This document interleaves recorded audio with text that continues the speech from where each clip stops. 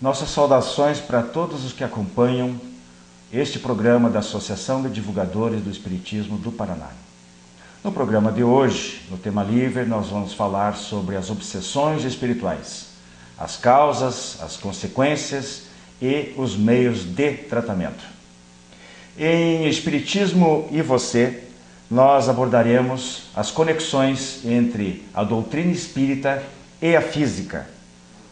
Começa agora mais um Diálogo Espírita.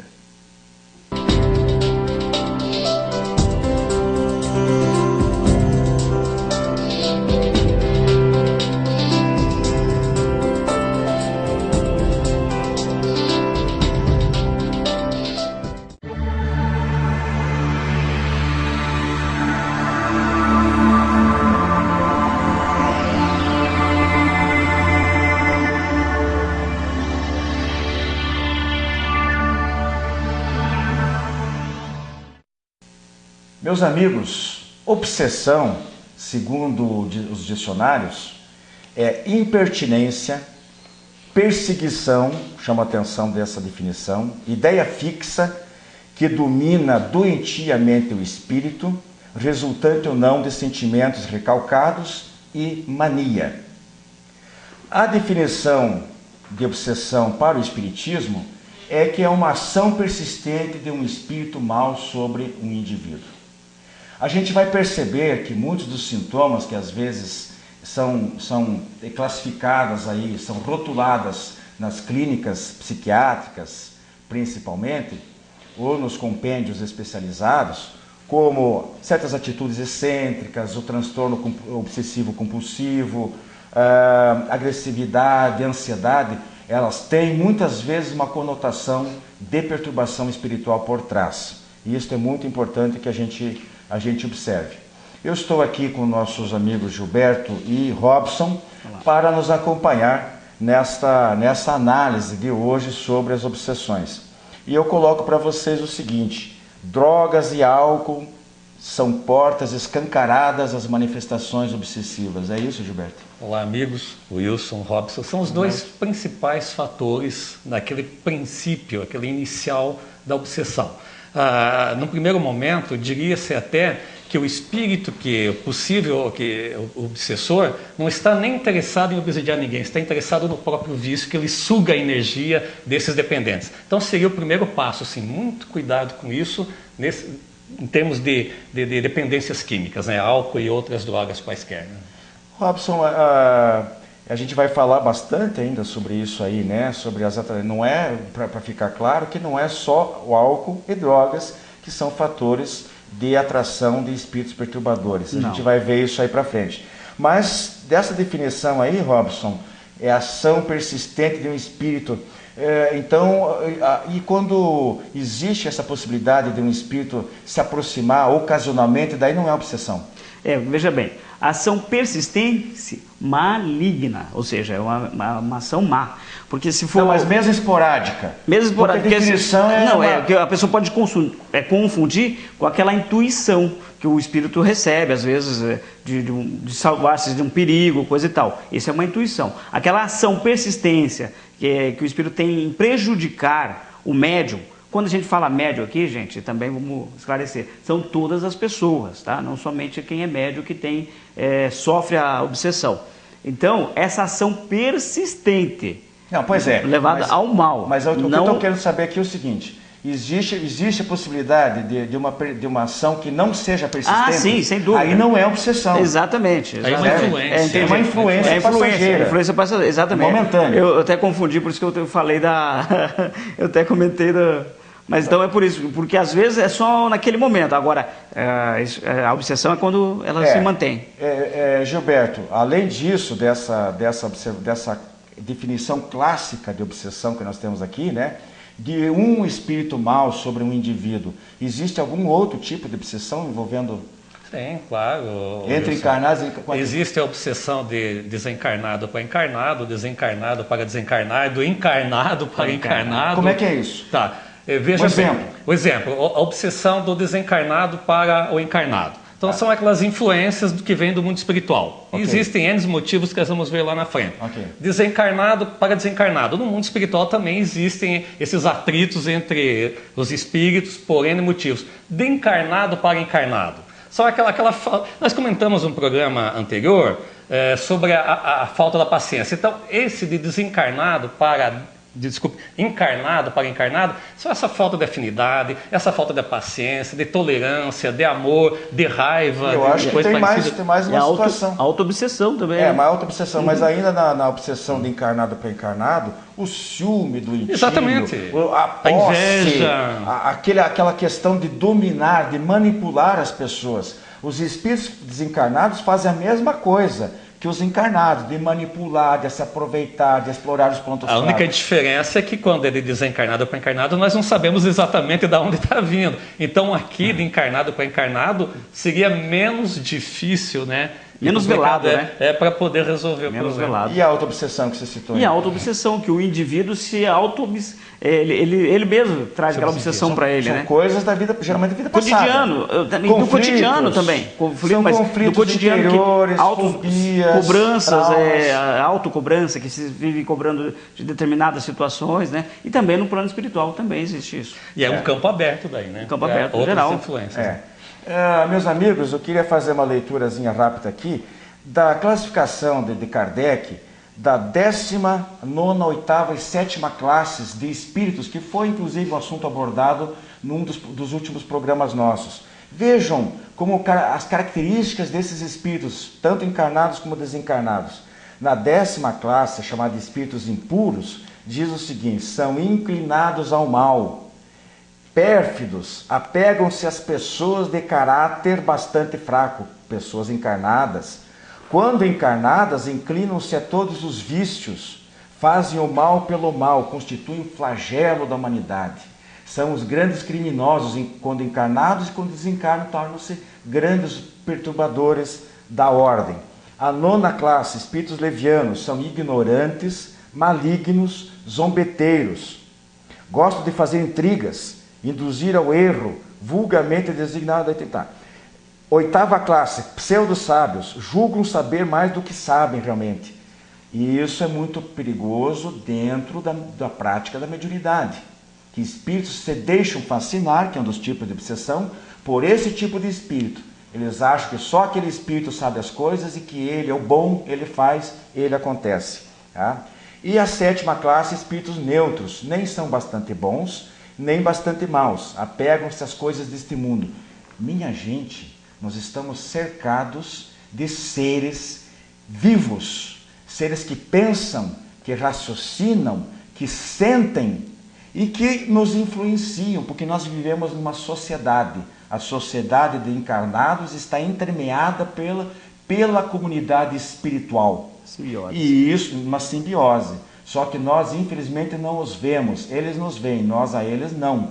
Então nós estamos muito sujeitos. Se nos faltar a vigilância, se nos faltar a boa conduta, se nos faltar o equilíbrio, nós estaremos sendo possivelmente vítimas da obsessão.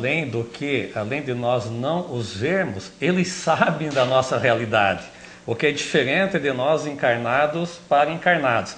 Então, Robson, Wilson, prezados amigos, é muito importante orar e vigiar quando a gente perceber que começa lá por uma simples influência, que alguma coisa está saindo do controle, para não deixar se tornar um processo obsessivo. Simples toque, né? Que a pessoa, aquela mania que começa, que não tinha, começa de repente ter umas certas manias desagradáveis, até a doença do toque, né? Que eles aqui, falam. Eu queria que você falasse aqui dos tipos de obsessão, né? Sim, a obsessão simples, né? Eu vou só te citar as 3, depois vamos comentar, Isso. certo? A fascinação e a subjugação. E um quarto tipo. Que seria a possessão. É um tipo mais grave que Kardec estudou, Obsessão. admitiu depois da existência. Essa obsessão simples, minha gente, é aquilo que muitas vezes se chama de encosto. Ele chega, às vezes, é um coitadinho, um espírito sofredor que precisa de auxílio, ele vem em busca de luz, em busca de luz espiritual, em busca de prece, de um auxílio, de um encaminhamento. Ele não quer, na verdade, fazer mal. Ele causa uma dor de cabeça, uma irritabilidade, mas para chamar a atenção de que alguma coisa está errada conosco, para nós fazermos a prece, ele ser beneficiado. A fascinação, geralmente, com médiums, né? E a subjugação, aqueles casos gravíssimos de internação que o indivíduo é taxado como louco. Como louco, o espírito tá cheio por aí. Agora as causas, Gilberto, as causas aí, quais são as causas principais da obsessão? Wilson, existem várias causas, né? E na visão de Emmanuel, espírito Emmanuel, né? E Sheila também, apresentados através de obras psicografadas por Chico Xavier, coloco aqui as possíveis causas da obsessão. Possíveis, existem outras, né? Então, uma das causas, cabeça e mão desocupadas. O que é a cabeça e mão desocupadas? Não estamos trabalhando em prol de alguma coisa, estamos aí completamente alienados a tudo o que acontece. Palavra irreverente, palavras ditas ao bel sabor, que não voltam mais. Tomar cuidado com o que a gente fala. Boca maledicente, que é a mesma coisa, conversa inútil, prolongada, gestos impacientes, inclinação pessimista, conduta agressiva e por aí vai, né? Então, no dia a dia... Mas basicamente, né, Gilberto, acho que existem alguns fatores que são principais. Eu acho que poderia ter resumido, seria ela se alicerça nas nossas imperfeições, seja no vício, seja, digamos, às vezes por uma vingança. Aí afinidade, né? Bem colocado. Os seja pelo vícios... vício, vingança e afinidade também. Que às vezes o espírito se afiniza com aquelas coisinhas erradas que a gente costuma no dia a dia e ele se aproveita para nos encostar e fica se aproximando. Isso vem de encontro com essas causas colocadas, sim, sem dúvida. Porque nós estamos afins com aquilo que está tentando influenciar, né? Sem dúvida. Meus amigos, nós vamos fazer um rápido intervalo, voltamos em seguida, tá ok?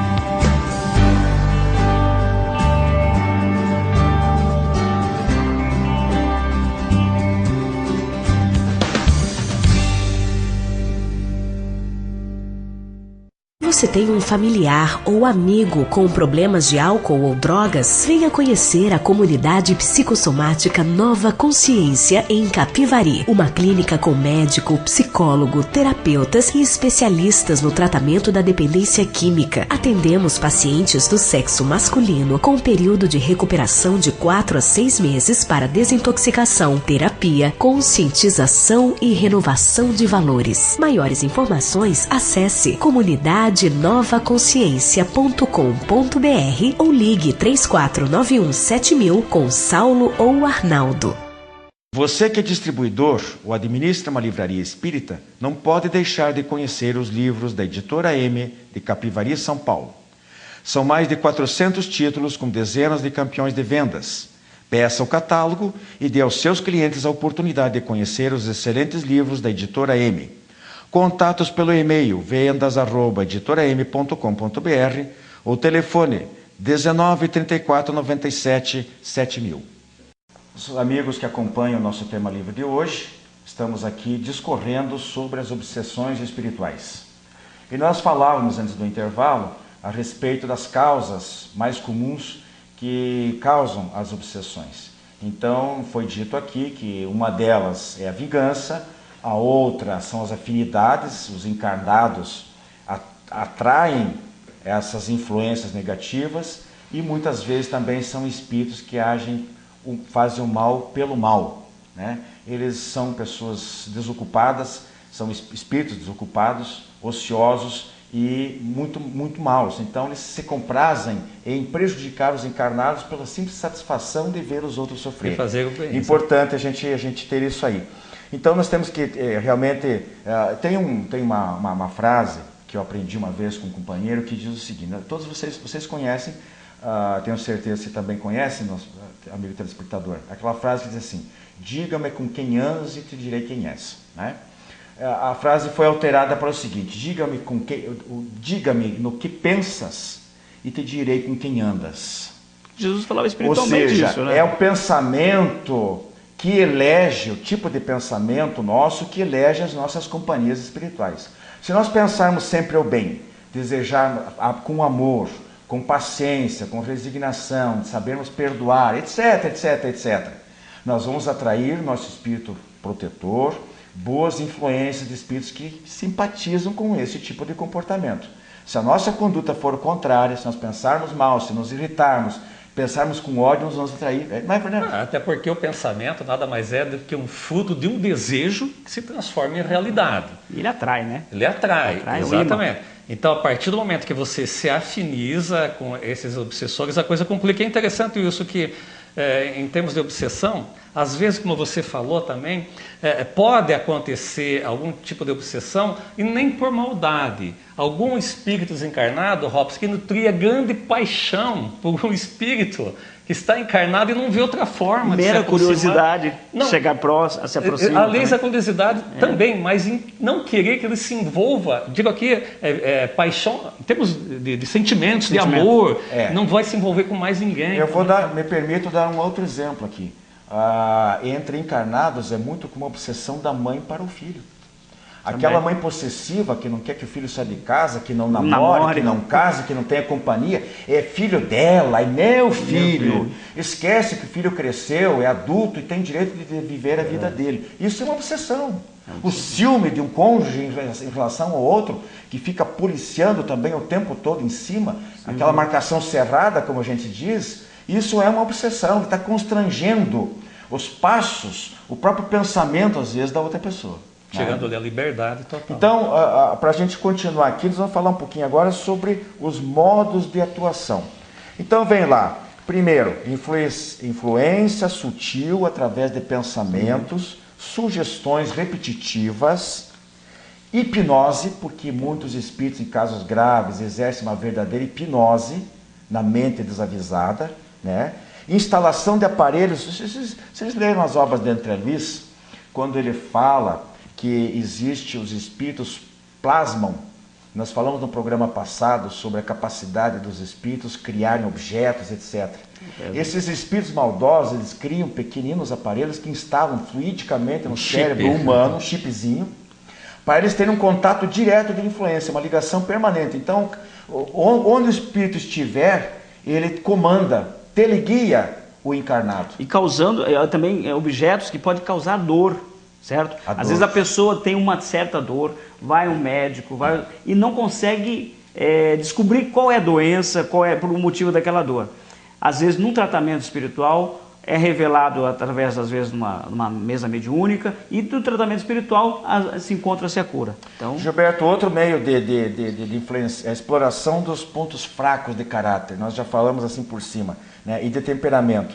Então, ele desperta alguns pendores que estão adormecidos, ou até pelo verniz da civilização, né? Ele controla. Mas quando os espíritos ficam instigando, cutucando, tentando, essa é a verdadeira tentação do mal, né? Ele desperta aqueles pendores e reforça com outros novos que ele inocula. Exatamente, principalmente se a pessoa que está sendo obsidiada já tem essa tendência, e o espírito sabe disso.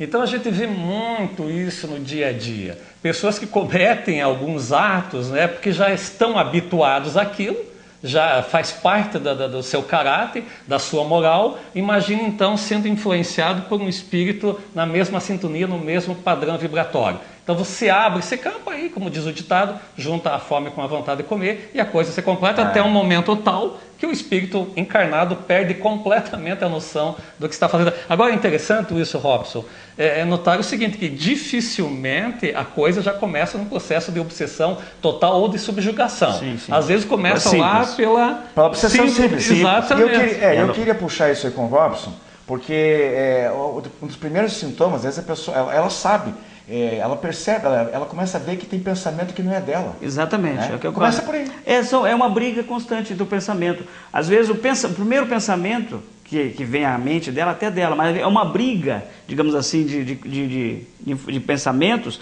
que se conflitam.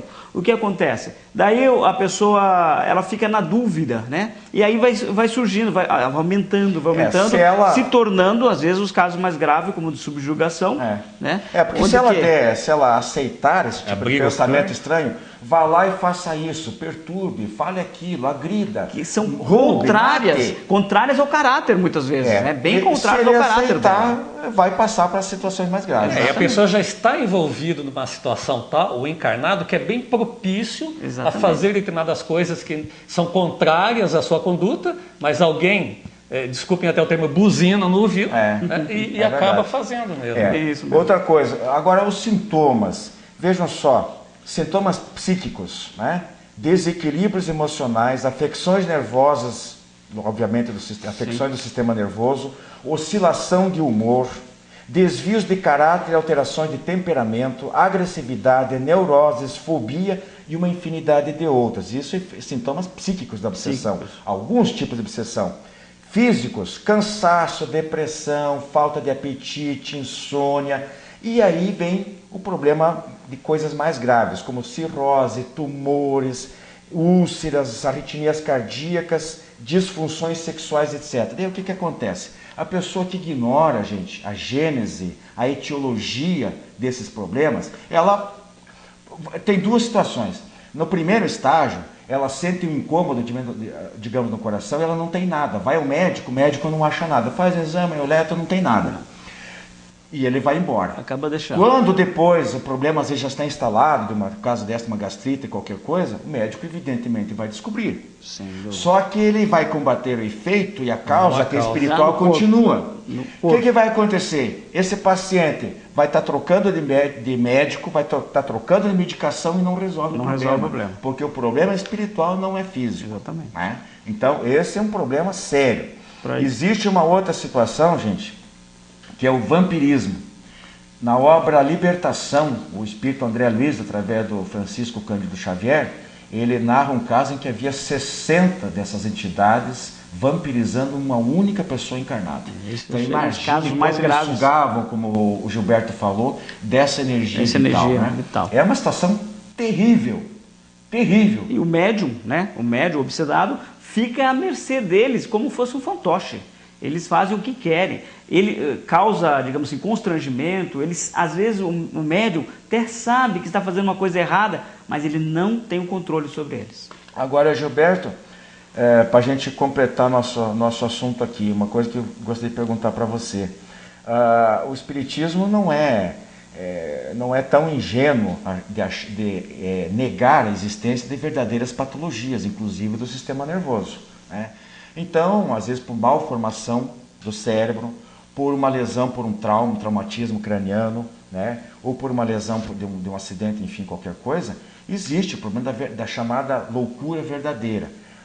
Mas existe um outro problema também, se diz assim, olha, há um descompasso dos neurotransmissores. A dopamina, a serotonina, a endorfina, uma tem de mais, outra tem de menos, temos que consertar. Claro, os médicos vão ajudar, vão consertar. Mas temos que lembrar o seguinte, esses neurotransmissores eles já são comandados pelo espírito. Eles já estão desequilibrados porque o espírito está desequilibrado, certo? Exatamente. E aí, nesse caso, não adianta você fazer esse tratamento, né, patológico, como você falou, com médicos, que não vai resolver o problema. A coisa já vem bem mais complexa do mundo espiritual. Por isso que é importante enfocar isso, né, Wilson?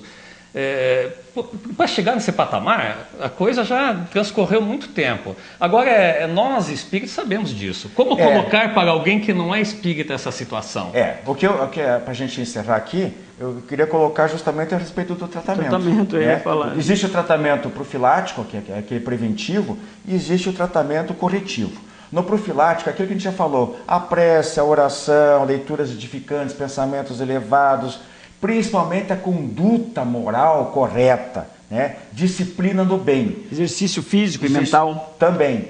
E para o corretivo, e aí que entra o problema, a coisa já é mais grave. Muitas vezes, em certo estágio desse tipo de obsessão, ele não sai mais sozinho. Ele vai precisar do apoio da família, ele vai precisar do tratamento no centro espírita. Às vezes até o pastor, o padre vai ter uma conversa, vai receber um passe aplicado de uma outra maneira, mas vai ser um passe igual, né? Um atendimento fraterno. Então o estudo do Evangelho no Lar são vários os mecanismos que você, meu amigo, você, minha amiga, se tiver esse tipo de problema com você na família, procure um centro espírita que você vai receber lá a orientação completa de como fazer esse tratamento, tanto preventivo como corretivo. Pois é, o Wilson falou bem, na família. E quando isso acontecer, não só o obsedado que deve ir ao centro espírita, onde quer que seja, a família também tem que participar. Precisa muito do apoio da família. Precisa do apoio para que isso possa, digamos assim, ocorrer geral, porque às vezes a obsessão também pode passar para os familiares. Pode não, passa, né? Com certeza. Né? Sem dúvida. Então, meus irmãos, nosso tema livre de hoje, o tempo já está expirado. Nós agradecemos a atenção de vocês. Continue conosco que tem mais Diálogo Espírita aí na continuação. Muito obrigado. Muito obrigado a todos. Até a próxima semana.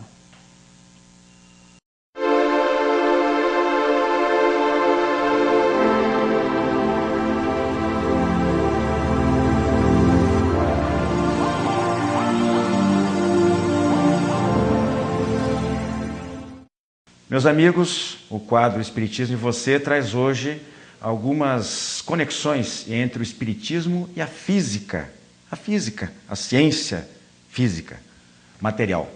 Muito bem, nós vamos alinhar aqui então alguns pontos tirados da codificação espírita que tem uma conotação com a ciência física. Vamos ver como os espíritos trataram de algumas questões. Por exemplo, na questão 82 do Livro dos Espíritos, eles dizem que o espírito não é imaterial, o termo mais apropriado seria incorpóreo, né? Porque ele é feito de uma matéria especial, quintessenciada, na quinta essência, diferente de tudo que nós encarnados, os homens, conhecemos, né? E faz um alerta para o uso dos termos. Há 150, 160 anos atrás, alguns termos que eram usados não o são mais hoje. E a gente vai ver isso na sequência. Na questão 93, diz que o espírito é revestido por uma substância vaporosa para nós encarnados, mas para os desencarnados ainda é uma substância bastante grossa. Está se referindo ao perispírito, ao corpo astral, ao corpo sutil da alma, tá?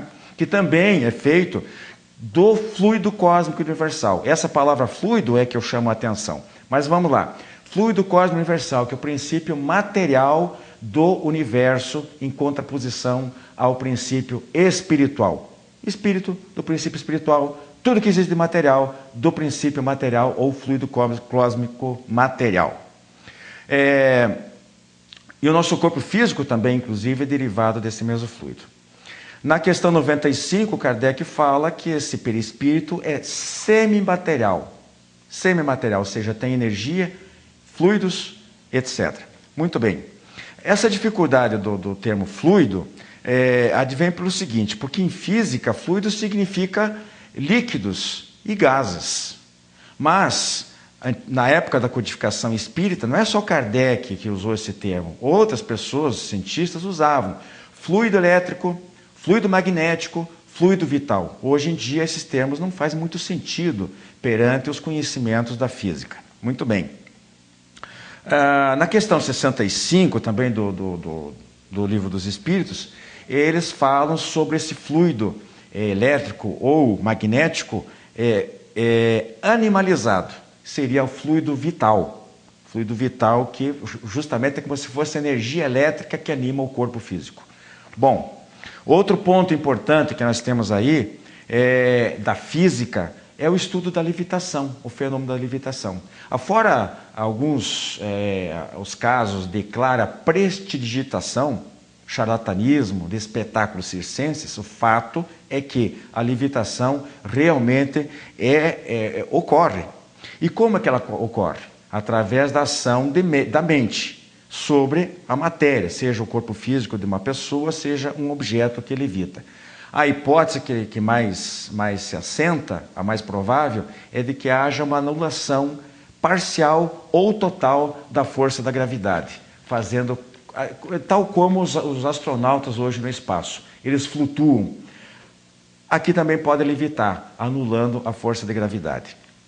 Os fenômenos de transportes e materializações ou transposição da matéria, também, que é quase oca, é outro fenômeno. Aparece numa sala completamente fechada, objetos lá de fora. É uma flor com terra e minhoca, como que ela apareceu ali dentro? E pode sair também esses objetos. Inclusive, já teve um caso até de um bebê de alguns meses ser transportado dessa maneira. Fenômenos reais. Deus, para muitos cientistas, é o agente estruturador do universo. Os cientistas estão estudando isso.